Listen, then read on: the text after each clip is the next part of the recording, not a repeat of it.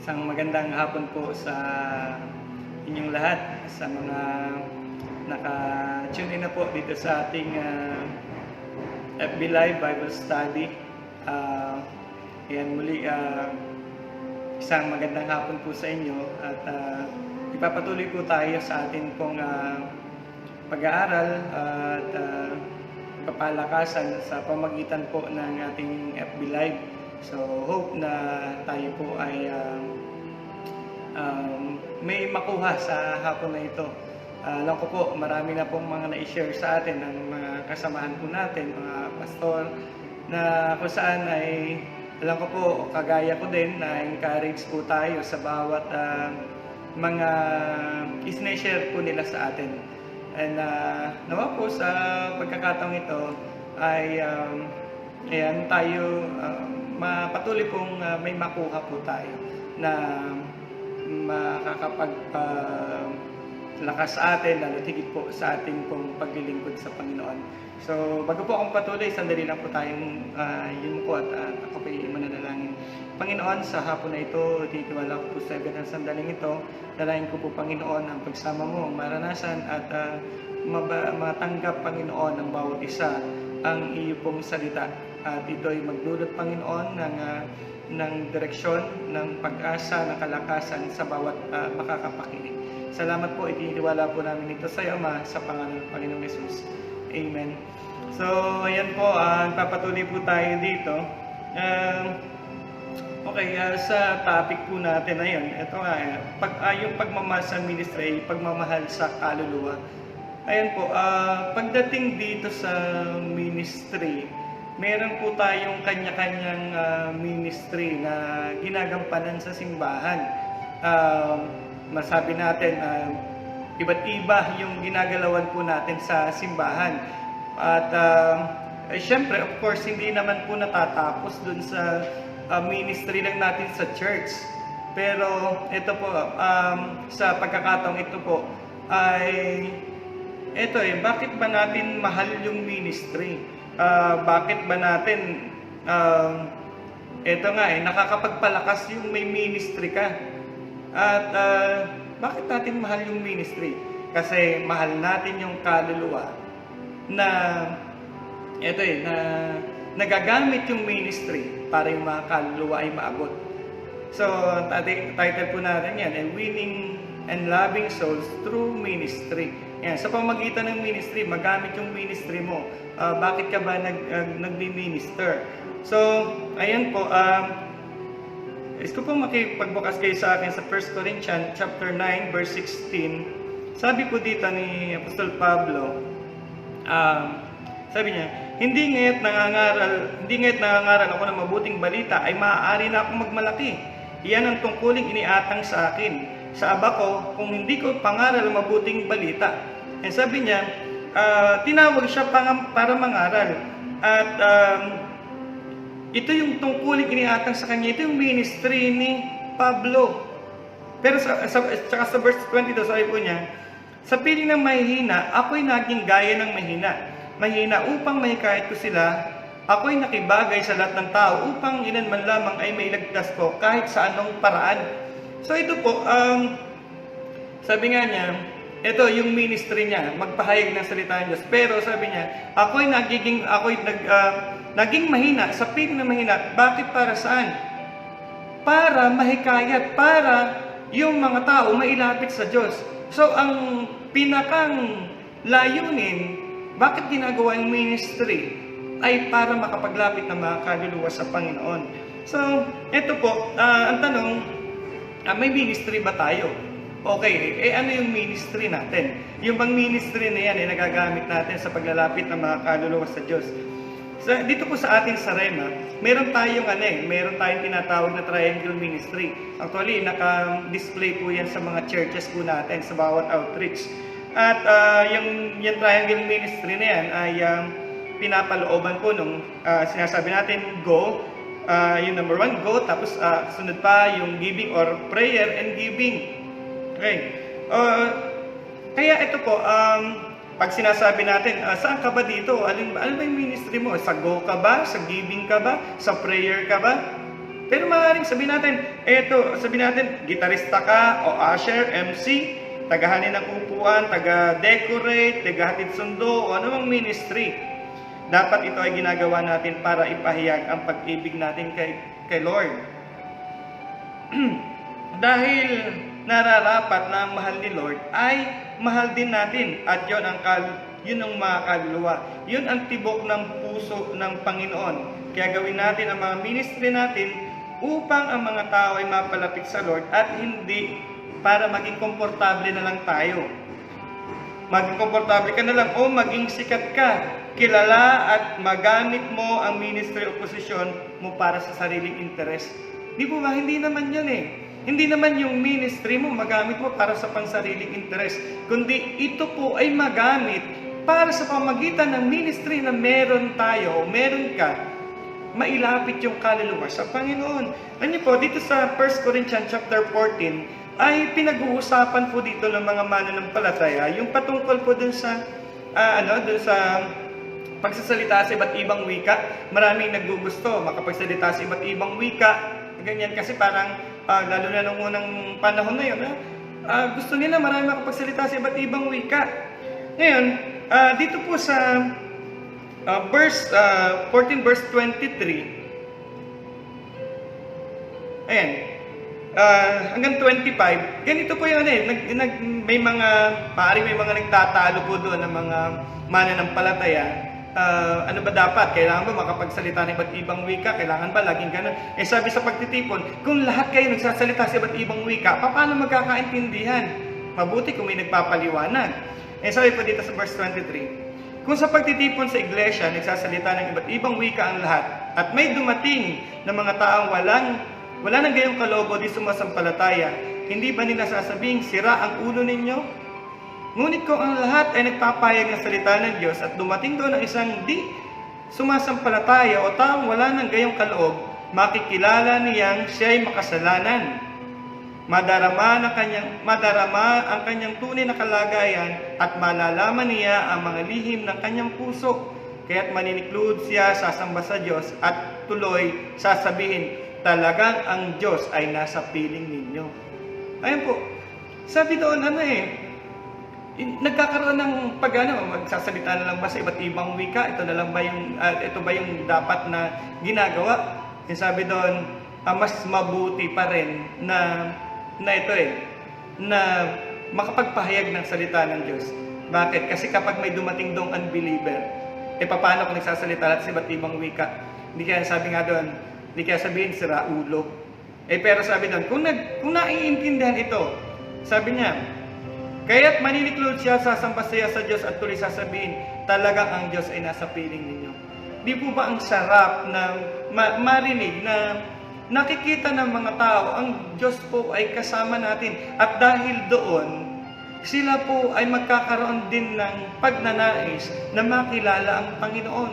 Na makilala, hindi yung nasa church, may kanya-kanyang ministry na ang layon, parang magpasikatan. Misan, makaka-attend tayo sa iba't ibang mga churches, mararamdaman natin ang Espiritu. And even sa Rema, mararamdaman mo kung anong Espiritu. Ngayon, alam mo kung merong nangyayaring pagmamataas ang pagmamayabangan at hindi mabuti na yung ministry ay nagagamit para sa sariling interest. So ngayon po, ang sabi doon, maganda na marinig na sabihin na talagang ang Diyos ay nasa piling ninyo. So ito po, sabi doon sa verse 12, sikapin ninyo sumagana kayo sa mga kaloob na makapagpapaunlad sa iglesia. Sabihin, sa mga kaloob, sa mga ministry na kung saan lalong makakapaglapit tayo ng mga kaluluwa sa Panginoon. So ang dami pong ministry, nababanggit po lagi yung mga soul winning. Amen. Pero ito po isang bagay, yung mga ministry na pinagkatiwala sa atin ng Panginoon ay magamit para sa ganon, ito po ay magamit para makapaglapit ng mga kaluluwa. Balikan ko po yung sa ministry natin dito sa Rema, sabi nga, famous itong triangle ministry. Talagang sa iba't ibang outreach, makikita natin ang triangle ministry. Hindi pa may mga tinawag sa go. May tinawag sa go sa paghayo. Nandun lagi ang soul winning. At alam niyo po, minsan, may mga tao po na itinalaga na ng Lord, ipinosisyon na para sa natatanging layunin. Kagaya po, siguro, isang narinig na natin si Reyna Esther. Makikita po natin sa Esther chapter 4, verse 14 and 15. Di po ba alam natin si Reyna Esther? Ano siya naging reyna siya. At nung time, dumating yung pagkakataon na nalalagay sa alanganin yung mga Israelita. Sabi nga ni Mardoqueo, abay, huwag mo akalain na nandyan ka sa palasyo, diyan ka nakatira, maliligtas ka na. Sabi niya, malay mo, kaya ka inilagay diyan para sa ganitong pagkakataon. Alam niyo po, mahal ni Reyna Esther yung pagiging reyna niya, yung ministry niya. Yun yung niya parang ayaw niya makialam, basta ito yung ministry niya, reyna siya. Sabi niya, pero alam niyo po, nanaig po kay Reyna Esther yung pagmamahal niya sa mga kaluluwa, pagmamahal niya sa mga tao, na yung ministry niya ay ginamit niya para itong mga tao ay maligtas. Yung mga kababayan niya, yung mga Israelita ay maligtas. Ngayon po, somehow, ipinoposisyon po tayo ng Panginoon Oo, yes, lalabas tayo, magsosoul winning tayo. Pero may pagkakataon po, andun tayo na pinupwesto na tayo ng Panginoon. Bakit? Meron kasi siyang gustong ipagawa sa atin. At kagaya ni Reyna Esther, may ilan sa atin ipinosisyon na. Maaaring hindi ka full-time worker, hindi ka pastor. Ikaw ay nandoon na miyembro ng simbahan at nandoon ka sa trabaho mo, nandoon ka sa eskwelahan, kung saan man ang lugar ka nandoon. Pero masasabi ko po sa iyo, ipinosisyon ka ng Panginoon sapagkat gagamitin ka niya para yung mga kaluluwa mailapit sa Panginoon. Kalawa po, pinagkalooban po tayo ng ministry dito sa Rema sa pamamagitan ng giving ministry. Yung pong giving ministry, minsan, ala natin, pagkatiwalaan tayo dun sa ng kayamanan, sabi nga, kaya ng Diyos sa pasaganahin tayo, rigid pa sa ating pangailangan. Bakit? Kasi para may magamit tayo sa pagkakawang gawa. Bakit? Para masabi ng mga tao, makita ng mga tao na ang Diyos ay kumikilos, na nagpo-provide ang pangailangan nila.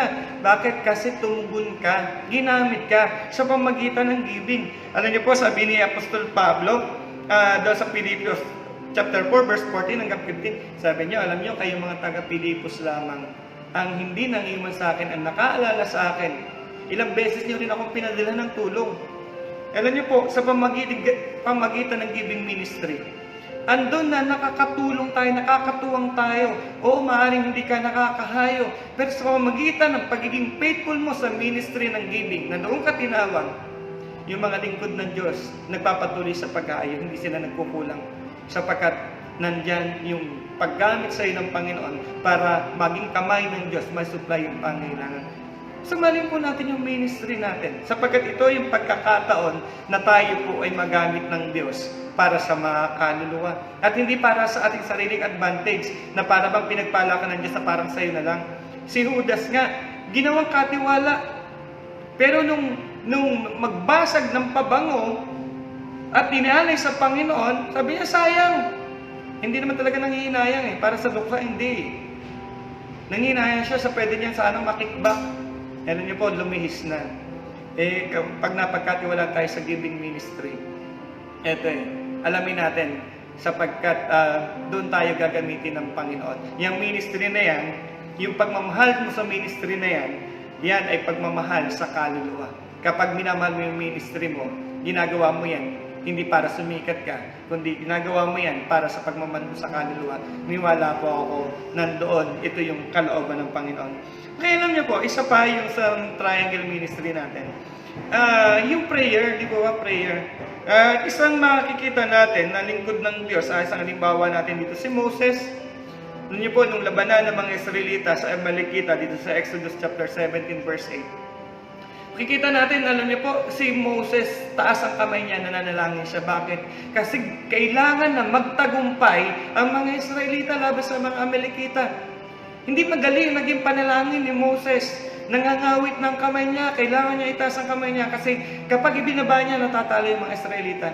Alam niyo po, andun, nagtitiyaga sa pananalangin si Moses para sa katatagumpay ng mga Israelita.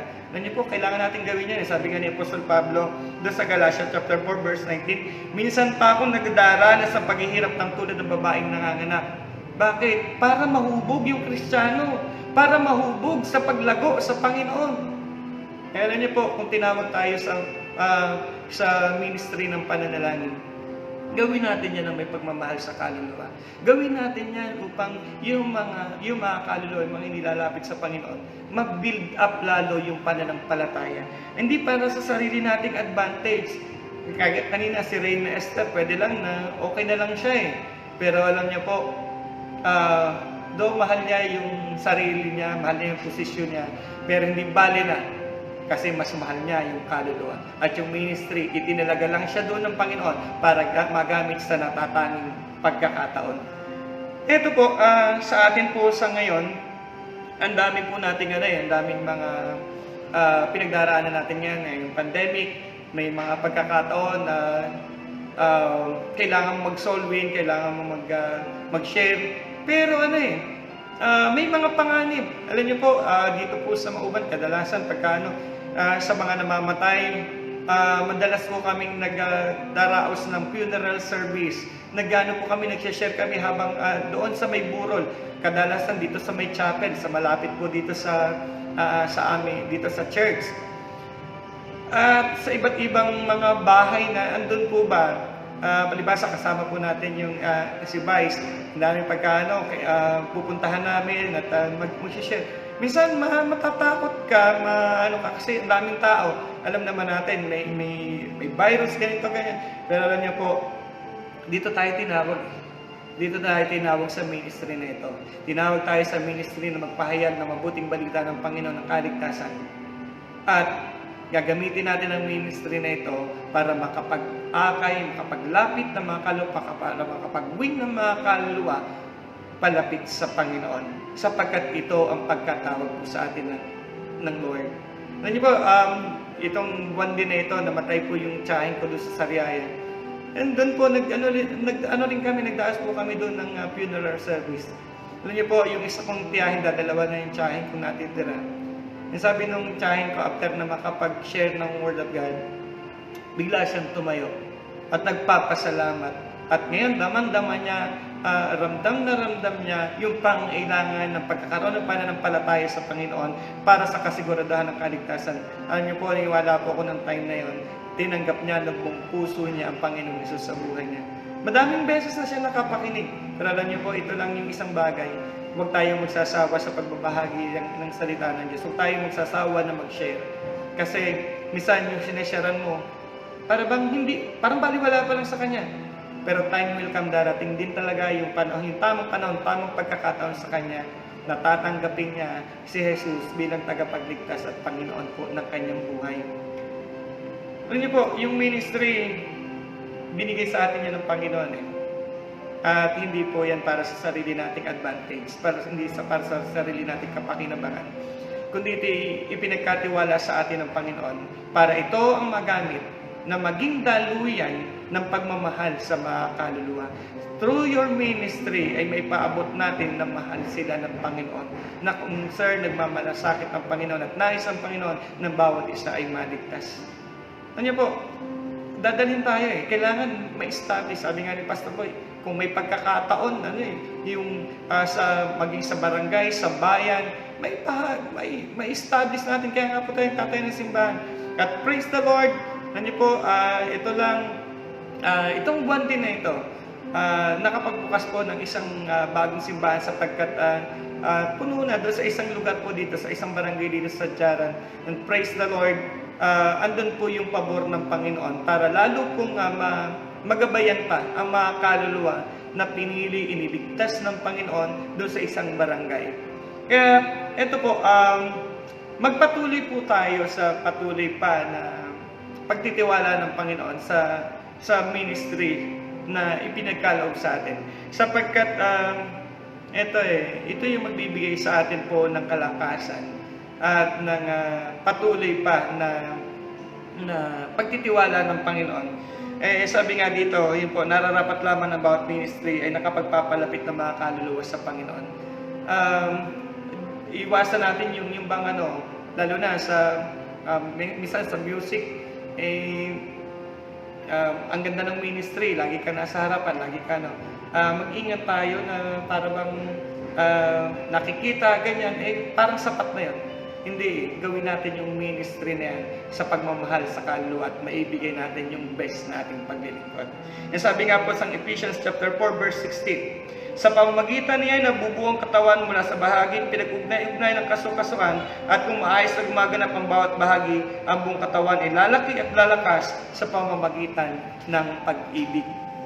So yun po, kapag ginagawa po natin yung ministry natin, na dahil mahal natin ang mga kaluluwa, andun po yung magandang resulta sapagkat, alam niyo po, natutuwa po ako dito sa binasa ko sa inyo kanina sa 1 Corinthians chapter 14 verse 25 na ang sabi nga, talagang, ang sasabihin nung isang tao, talagang ang Diyos ay nasa piling ninyo. Napakasarap pong mapakinggan na nakikita ng mga tao na ang Diyos ay nasa piling natin. At ito'y magdadulot sa kanila ng encouragement upang sila man ay kumilala rin at magtiwala sa Panginoon. So, magandang hapon po sa inyong lahat at nandito na lang po yung may share ko po sa inyo sa hapon na ito. Pagpalain po tayo ng Panginoon at tayo po ay muling manalangin. Father God, maraming salamat po sa pagkakataon na ito na ipinagkaloob niyo po sa amin upang may bahagi, Panginoon, ang kalagahan, Panginoon, ang ministry na ipinagkatiwala niyo po sa amin. And I pray, Lord God, na sa bawat ministry na ipinagkatiwala mo sa amin, O God, ito'y magawa namin, Panginoon, dahil sa pagmamahal sa kaluluwa. Sapagkat, Lord, ito ang mahal mo, ito ang puso mo. At Lord God, tunay nga, O Diyos, na maibigay namin ang best na paglilingkod namin sa iyo, God, na walang halong anumang sariling interes, kundi, Lord God, ang paglilingkod namin ay matagpuan mo, O Diyos, na tapat at totoo. Kaya, O God, salamat po sa pagkakataon nito, sa hapon na ito, ikaw ang patuloy na gumabay at maghari sa aming pong mga buhay. Ito po ang aming panalangin sa pangalan ng Panginoong Yesus. Amen. So, God bless you po.